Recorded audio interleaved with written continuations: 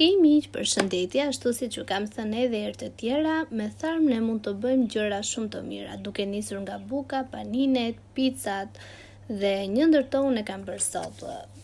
Për recetën e picës unë kam përdorur pothuajse recetën bazë që përdor për bukën, por me një ndryshim të vetëm që në fund të fare unë i hedh pak vaj. Pra do të shtë edhe 15 gram vaj. Siç e shikoni, kam hedhur ujin, kam hedhur tharmin, të gjitha do t'i gjeni në përshkrim poshtë videos me detaje si të veproni, kështu që do t'a keni edhe me të lehtë për të përgatitur picat, bukën apo çfarë do lloj gjëje tjetër. Tharmi duhet të jetë shumë aktiv dhe duhet të jetë në pikun e vet. Pra siç e shikoni, kam mbaruar të gjitha përbërësit që kam futur në një tas. Edhe siç kam vepruar me bukën, do veprojmë edhe me picën. Do ta lëm për 30 minuta, do t'i bëjmë ato palosjen e parë,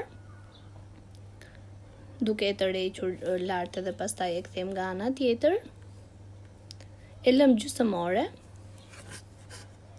Pastrojmë pak to pjesët anësore që mos të ngjisin aty.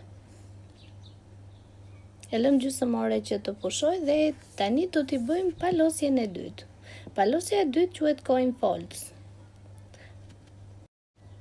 Kështu do veprojmë deri në palosjen e fundit. Kjo është palosja e tretë dhe e fundit. Nuk e kam bërë me 4 palosje siç e bëj tek pjesa e bukës, edhe e kam lënë të pushoj rreth 2 orë, ku brumi ka ardhur rreth 70%.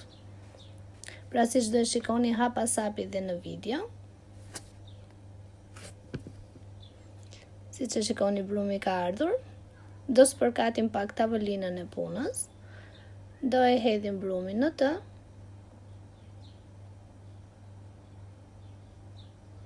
Brumin do ta palosim pak kështu dhe do e ndajmë në 2 pjesë të barabarta, ose mund ta bëni edhe në 4 topa të vegjël, se varet varet nga juve dhe sa të madhe e doni picën.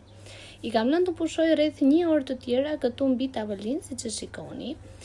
Edhe tani e kam hequr njërin, kurse tjetrin do ta hap në një letër pjekje, ose si ta keni ju më mirë, por e mirash në letër pjekje që mos t'ju ngjisi. Edhe ta hapni ta hapni sa të dëshironi juve. Tani sipër i kam shtuar salsën, prosciuton edhe djathin.